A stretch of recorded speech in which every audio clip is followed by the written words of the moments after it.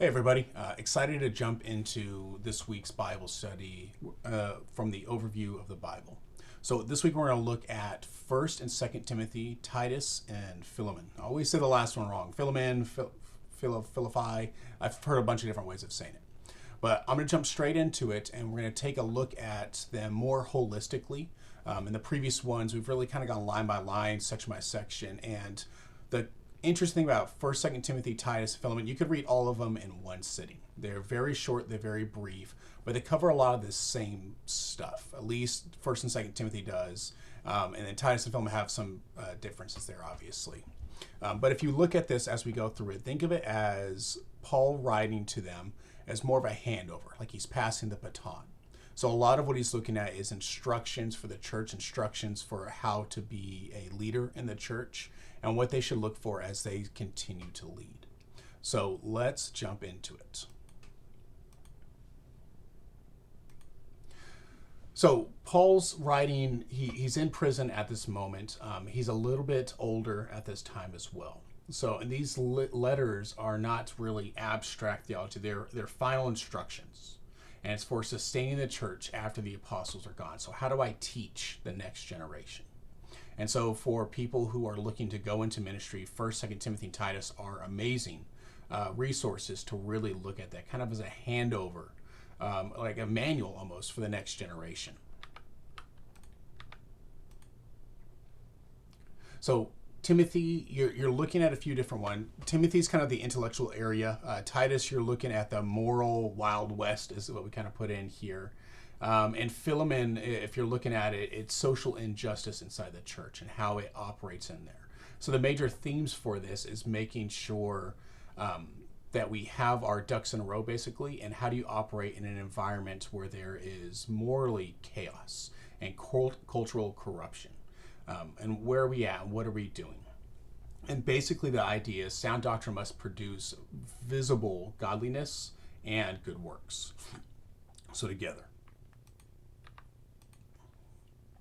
So a core thing that he hits within Timothy is kind of the blueprint of order. So diagnosing what's wrong and looking at the goals and how we're going to operate. And so again, this is looking at stuff for how we can hand over for the next generation. So make sure I'm looking at my notes here. So he looks through when he's talking to Timothy here. He's looking at false teachings in there, how they cause chaos, speculation, distraction, really from the core of the gospel. False accusations, how it distorts the gospel. And one of his in first chapter, verse 5 says, "Love that issues from a pure heart and good conscience and a sincere faith."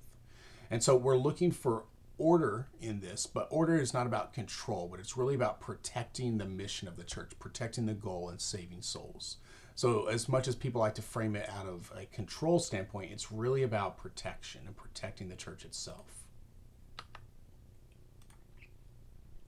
And so we go in here in 1 Timothy and in 2 Timothy and in Titus, Paul really writes to break down what it takes to be an elder, to be a deacon, to be a leader within the church. And it's not just about, living a good life or your spiritual gifts or these different things, but it's really about those intangible things that we see, that we know when we see it kind of thing. And so a big thing that he puts out is overseers and deacons are measured by their life and not necessarily just their gifting.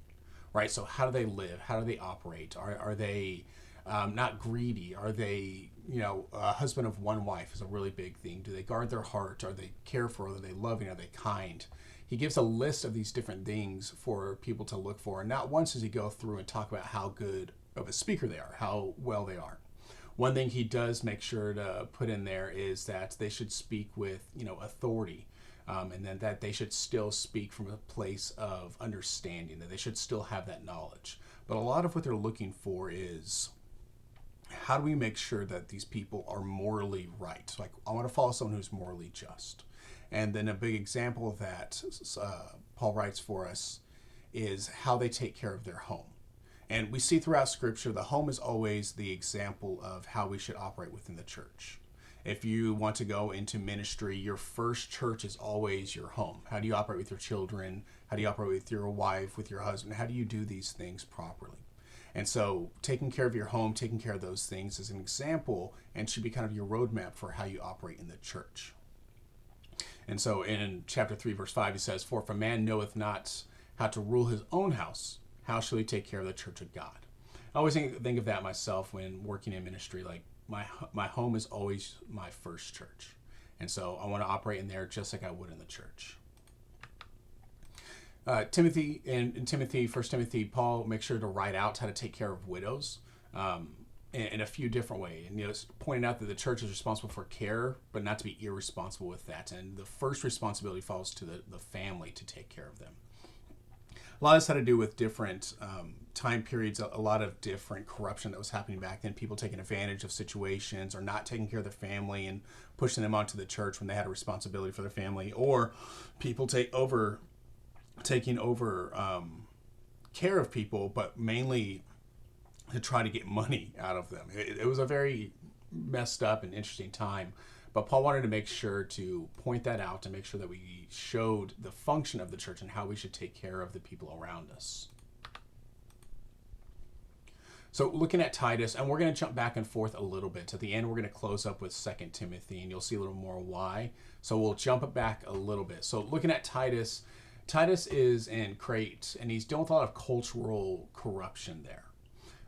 And what we're being told here, what Paul's telling them, is the response to a lot of this is not to withdraw inward, right? But to show that contrast and that difference, to show that we are not like them, to stand boldly with what we do.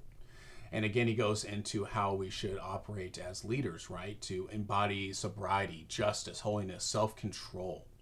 And Christian credibility silences those critics. And so standing firm on what you believe and not holding back against that because of that corruption. And again, in Titus, he goes through, and grace is used as an instructor. It's not an excuse, it's used to train. So salvation is through grace, right? It's like we have all this, and it's not through works. But good works are evidence, is not the cause of salvation, but it's the evidence of our salvation. It goes back to the fruits of the Spirit, right? Once we receive that salvation, it's supposed to be a turning away of those evils, and it's supposed to be those different things. So you have an understanding, you go into education and action and witness, and this cycle kind of continues through there. And so Paul writes out to him and showing how grace is an instructor and how we should operate. I'll touch on Philemon. If you ever want to read a whole book of the Bible in one sitting, Philemon's the way to go. It's one chapter. It's super short, super abrupt. Not abrupt, but it's super short with how when you get into it, right? So there's not much to this. But basically he's telling a story of a slave who ran away from his owner and went to Paul and was converted. And Paul is writing back to the owner how to excuse basically the debts, to show kindness and love, and that Paul will take on those debts and Paul will help his brother. And to, when he comes back, to not receive him as a servant, but to receive him as a brother, as someone who's beloved. It's a really cool example, and Paul's really living out the example that God showed for us, right? To take on those debts, to accept people's faults, not accept their faults or the wrongdoings, but accept them for who they are and try to improve and try to work with them. And so Paul shows us in a literal sense when someone comes and falls on his side. And again, it goes into Paul assuming those debts, taking it on. He says to put it on my books, to let me assume those debts. And so Paul is giving a very real world example of what the church teaches us to do and what Jesus showed us to do by dying on the cross. And so we're going to jump back over to 2 Timothy. And so 2 Timothy takes on, there's a little bit of a sad tone in some ways. Paul writes throughout Timothy, or 2 Timothy, how he's been abandoned by many. How his ministry is costly and how lonely it can be. I mean, Paul was in jail, prison quite often, and was beaten and had all kinds of different things, shipwrecked and bitten by snakes, all kinds of crazy stuff, right? And so he goes through and tells a little bit more about that solitude, about the betrayal, how he's looking for the needs, the basic needs to be cold, and he asks for a cloak and all kinds of different things. But with it, he still maintains the urgency to continue the faith, the urgency to continue to push forward. And as his time runs out, as he sees that time coming to an end, an urgency to continue to preach the gospel, to move through. And we come to a part in Timothy where he talks about the endurance required and the discipline required to do this. He references a lot of a soldier to be single-minded and focused, an athlete talking about obedience to the rules. He references a farmer, patience and hardworking, and how suffering precedes reigning, and how in order for him to reign, in order for this kingdom to come, that suffering will come. And so he references a lot of these different things, and that's a lot of those in 2 Timothy in chapter 2. He goes through all of those. And I really love the analogies that we use here. A lot of preachers will use it as well. The athletes running the good race, and the soldiers fighting forward for a good cause. The farmer laboring before partaking of his fruits and his hard work. And Paul really paints a really beautiful picture here of enduring till the end and showing through the hard work that needs to be done. And so his anchor throughout all of this, though, is the scripture, right? Is the Gospels. It is at the time he had the Old Testament with him. And he's showing that he still has that anchor and that proof for instruction, and that proof for holding on to his doctrine and correction and how we should operate. So nothing he's doing is without a foundation. And he goes in there in 2 Timothy 3:16 and talks about how scripture originates from God himself. It shapes our belief and behaviors through doctrine, reproof, correction, and training. And the aim is complete maturity and readiness for good works. And that's what he says in chapter 3:17. And all of this comes through in a little bit of a resignation with Paul. And he measures his success by obedience, really, through this, and not the outcomes of his worldly works. And so he knows in the end, no matter what, he will have that crowned.